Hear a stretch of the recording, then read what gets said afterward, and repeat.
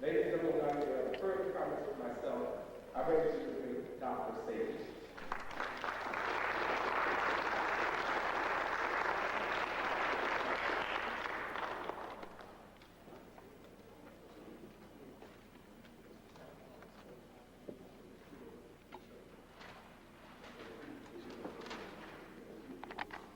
Good evening.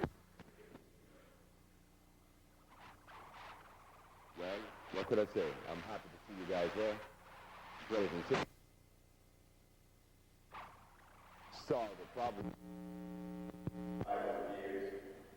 Has never been addressed. My name is Sebi. And it gives me much pleasure to come with this piece of information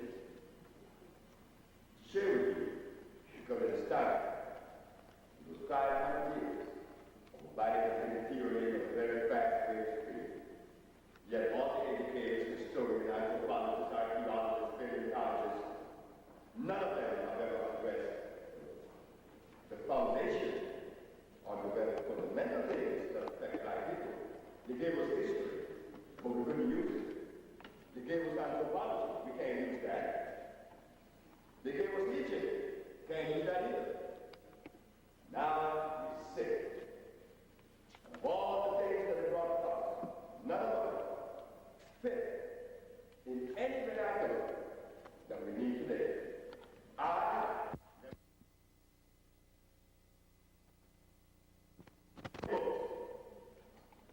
Because what I noticed as a young man,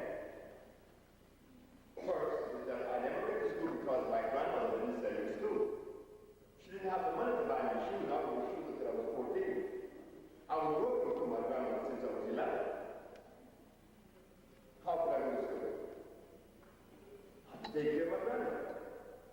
She had no one to take care of her but me. So therefore, I had to work for her. That work was honorable work. If my grandmother was in the United States, she would have been incarcerated for child abuse. But look what turned out. Her grandson. I feel sorry. Sometimes I feel it. That my grandmother's not alive to see what she did with her grandson. But she, my grandmother, knew that one day, whatever she was cultivating in me was good. One thing that I found in what she cultivated was that it became useful. Not a whole bunch of words. I heard words of all kinds. I joined organizations, and what? Many organizations, some that you may be a member of today. I got out because I didn't see any food in it. And to be useful, you have to bring forth fruit. When you study history, you don't bring forth any fruit. You talk about what happened. You know, you talk about what happened in Somalia. You talk about what happened way back in Mali.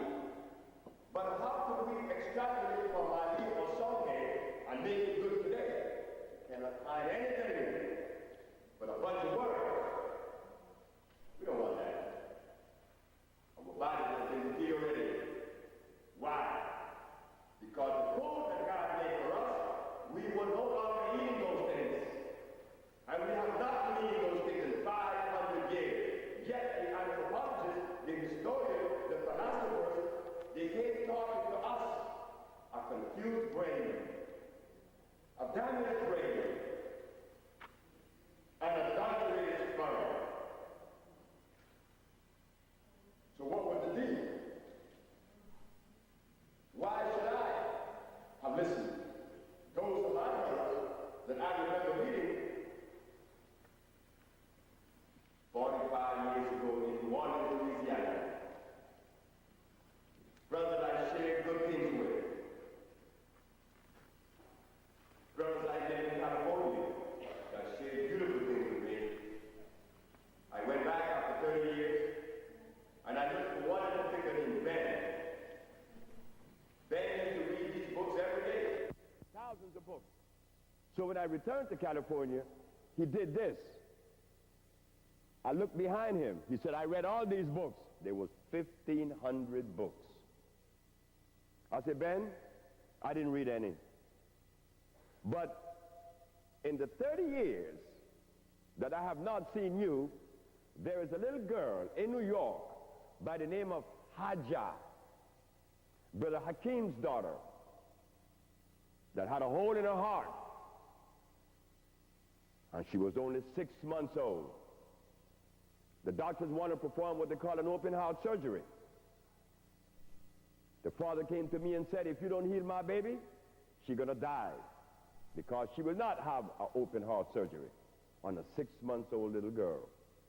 Well, needless to say, I saw Haja a year ago when I went to see Mr. LL Cool J grandmother. So I'm talking to this woman with these 2 little girls in the room in the hotel, the Ramada Inn, and this lady said to me, do you remember me? I said, no. She said, I'm Brother Hakim's wife. I said, if you are Brother Hakim's wife, where is Haja? There she is.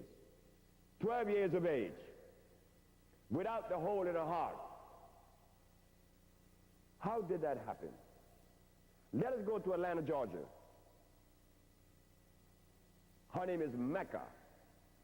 Mecca had a tumor in her frontal lobe, and she was blind at age 8 until age 11. She's seeing without the tumor. Steve Eugene Charles, Aruba, the Antilles, sickle cell anemia, no longer with sickle cell anemia. Mr. Fredericks was blind for 11 years, no longer blind. How was this all accomplished? When I told folks that this was accomplished, they look at me like I was the biggest liar in the world. I, Sebi, understood. You know what it is to be eating meat for 500 years. You know what it is to have a father, to be the child of a father that drank milk, that ate meat, ate hamburgers, drink alcohol, smoked cigarettes, then made love to mama, and I came. I'm the result of my daddy's food, which was garbage. What do you expect of us today? This was not brought out by the historians, though. So how could we believe that this thing was accomplished, or that it was possible? How could you believe that? You cannot believe that. And I didn't expect for you to believe that. So what I did, I took it to the extreme. I went to Washington, D.C. I saw a very good friend of mine by the name of Nizam Moyo. I said, Nizam, just take this thing to the very height, to another level. Let us place an ad in the papers that AIDS has been cured. Sickle cell, lupus, herpes, cancer, blindness, and others. Nizam said, I think you have to do that because black people are just not going to believe you. If you were white, yes. Not black. Because we have been trained not to do so.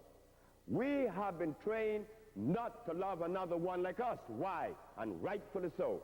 How could you love me entirely when you have been eating the very substance that prevent us from loving ourselves?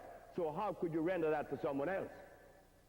That's why when some philosophers or historians come to me and I watch what he eats, well, I just walk out the door because I know this man is not saying something that has equity because his food deny his position. That is why you cannot believe. And that is precisely why I decided to put the ad in the papers to go to jail. Why I had to go to jail? Because then I would be faced with the physicians, right? The doctors, the best doctors in the United States. Naturally. When the ad was placed, they asked your brother to remove the ad.